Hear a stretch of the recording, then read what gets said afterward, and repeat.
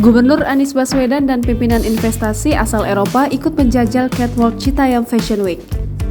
Istilah Citayam Fashion Week menjadi kian populer setelah sejumlah remaja dari sekitaran Jakarta mengenakan pakaian unik dan nongkrong di seputaran Dukuh Atas, Jakarta Pusat. Kendati demikian, pengamat tata kota dari Universitas Trisakti Nirwono Yoga meyakini fenomena itu tidak akan berlangsung lama.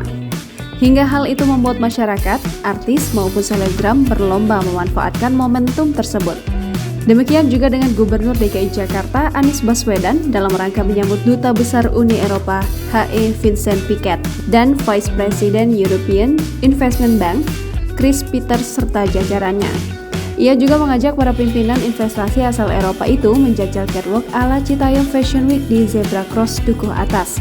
Dalam unggahan itu, Anies bersama para tamu pimpinan investasi Eropa terlihat catwalk menyeberangi Zebra Cross Dukuh Atas dengan setelan jas rapi. Penuh senyum sumringah, mereka berjalan santai bak peragawan di atas catwalk. Anies menjelaskan jika dirinya dan jajaran pimpinan investasi Eropa itu tak sekeren muda-mudi SCBD yang belakangan viral dengan gaya nyentrik mereka di Dukuh Atas.